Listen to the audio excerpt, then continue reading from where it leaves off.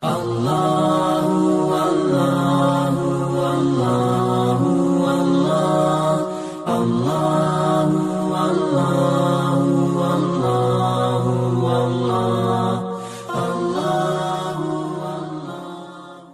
আমলটা যদি করেন আল্লাহ তাআলা আপনারে মুস্তাজাবুদ দাওয়া বানিয়ে দিবে। মুস্তাজাবুদ দাওয়া মানে এমন ব্যক্তি যে ব্যক্তি হাত তুলে দোয়া করতে দেরি, কবুল হতে দেরি হয় না। আপনারা ইমাম আহমদ ইবনে হাম্বলের নাম শুনেছেন? তো ইমাম আহমদ ইবনে হাম্বল ওনার শেষ জীবনে হাদিস কালেকশন করার জন্য দেশ থেকে দেশান্তরে তিনি ঘুরে বেড়াতেন। একবার তিনি সফরে বের হয়েছেন হাদিসের সন্ধানে। এক মসজিদে মাগরিবের সালাত পড়ে, এশার সালাত পড়ে উনি ভাবলেন প্রচন্ড শীত, আজকের রাতটা এই মসজিদেই কাটিয়ে দিব, ফজরের সালাত পড়ে বেরোবো। তিনি ব্যাগ থেকে কাঁথা বের করে মসজিদে শুয়েছেন, কিন্তু দারোয়ান বেটা থাকতে দিবে না। দারোয়ান বলে বের হন, মসজিদে থাকা যাবে না। চিনতে পারে নাই যে এটা ইমাম আহমদ ইবনে হাম্বল। ইমাম আহমদ বললেন, বাবা আমি শুধু রাতটা থাকতে চাই, আমি তো ফজরেরও মুসল্লি, ফজরের নামাজে পড়বে এই মসজিদে, আমার থাকতে দে রে বাপ, আমি ফজরের পরে বের হয়ে যাবো হাদিস সংগ্রহের কাজে। দারোয়ান কয় না, মসজিদে থাকা যাবে, বেরোন, না হলে ঘাট ধাক্কা দিয়ে বের করে দিব। কি আর করবে, দুঃখ ভরা মন নিয়ে ইমাম আহমদ ইবনে হাম্বল বের হয়ে গেলেন। প্রচন্ড শীত, কোথায় যাবে, যাওয়ার জায়গা নাই। হঠাৎ দেখে একজন খাব্বাজ মানে রুটি বিক্রেতা যুবক, সে রুটি বানাচ্ছে। কি বানাচ্ছে? তিনি ভাবলেন এই রুটির দোকানের পাশে যদি বসি তাহলে তো চুলার আগুনে রাতে আগুন পোহানো যাবে, ঠিক কিনা? যে যুবককে সালাম দিয়েছে, আসসালামু আলাইকুম। যুবক বলেছে ওয়ালাইকুম আসসালাম। বলল, বাবা আমি মুসাফির, যাওয়ার জায়গা নাই, আজ রাতে তোমার এই রুটির চুলার সামনে বসে রাতটা কাটাতে চাই, যদি অনুমতি দাও। যুবক বলে, আহলান ওয়া সাহলান, খোশ আমদেদ, এটা তোমার খোশ নসিব, আপনি আগুন পোহালে আমার তো সমস্যা নাই, আসেন আসেন আসেন বসেন।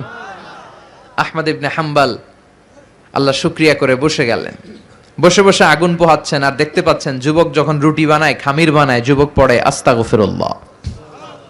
গোল গোল করে আটা দলা করে এক পাশে লাইন করে রাখে আর পড়ে আস্তাগফিরুল্লাহ। দলাগুলো নিয়ে রুটি বলতে থাকে আর পড়ে, রুটিগুলো চুলায় ঢুকায় আর পড়ে, যখন রুটি বিক্রি করে তখন পড়ে, ক্রেতার কাছ থেকে টাকা নিয়ে যখন ক্যাশ বক্সে রাখে কি পড়ে।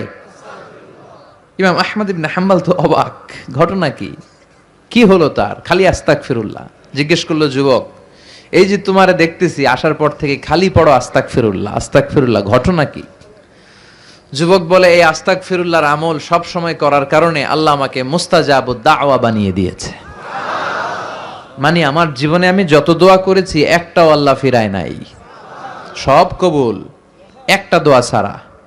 কয়টা ছাড়া? আহমদ ইবনে হাম্বল তো অবাক, বলে কি তুমি মুস্তাজাবুদ দাওয়া, তুমি দোয়া করলেই কবুল হয়ে যায়, আর জীবনে যাই চেয়েছো তাই কবুল হয়েছে, আবার বলতেছো একটা হয় নাই এখনো। ওনার কিউরিওসিটি বেড়ে গেল। উনি বললেন, তোমার কোন দোয়াটা কবুল হয় নাই বাবা, আমাকে শোনাও। খাব্বাজ যুবক বলে, আমি জীবনে এই ইস্তেগফার বারবার পড়ার কারণে আমি যা চেয়েছি তাই পেয়েছি, দোয়া করা মাত্রই কবুল হয়েছে, শুধু একটা দোয়া কবুল হয় নাই। আর সেই দোয়াটা আল্লাহর কাছে ছিল যে আল্লাহ, এই জামানার সবচেয়ে বড় মুহাদ্দিসের নাম শুনেছি, তার নাম নাকি ইমাম আহমদ ইবনে হাম্বল। আল্লাহ, আমি আমার ইন্তেকালের আগে ইমাম আহমদ ইবনে হাম্বলের সাথে মুসাফা করে যেন মরতে পারি, আমি যেন দু চোখে তাকে দেখে মরতে পারি, মুসাফা করে যেন মরতে পারি, তার থেকে দোয়া নিয়ে যেন মরতে পারি। ইমাম আহমদ ইবনে হাম্বল চোখের পানি ছেড়ে দিলেন, ডেকে বললেন, যুবক আসলেই তুমি মুস্তাজাবুদ দাওয়া, সব দোয়া তোমার কবুল হয়েছে। আহমদ ইবনে হাম্বলের সাথে মুসাফার জন্য, দোয়া নেয়ার জন্য আহমদ ইবনে হাম্বলের দরবারে যাওয়ার দরকার নাই। তোমার সাথে দেখা দেওয়ার জন্য আহমদ ইবনে হাম্বল তোমার দুয়ারেই দাঁড়িয়ে আছে। আনা আহমদ ইবনে হাম্বল, আমি আহমদ ইবনে হাম্বল। চিল্লায় পড়েন আল্লাহু আকবার। মান লাজিমাল ইস্তিগফার, সব সময় যে ইস্তিগফারের সাথে থাকবে তারে আহমদ ইবনে হাম্বলের ওই যুবকের মতো মুস্তাজাবুদ দাওয়া বানিয়ে নিবে কে? আল্লাহ। এজন্য অবসরে বাসের জন্য বসে আছেন, রিকশা দিয়ে চলছেন, কোনো কাজ নাই, মনে মনে কি পড়বেন? আওয়াজ করে পড়েন আস্তাগফিরুল্লাহ। আরো জোরে পড়েন আস্তাগফিরুল্লাহ। আরো পড়েন আস্তাগফিরুল্লাহ। আল্লাহ আমাদের পাপগুলোকে তুমি মোচন করে দাও। আরো জোরে পড়েন আমিন।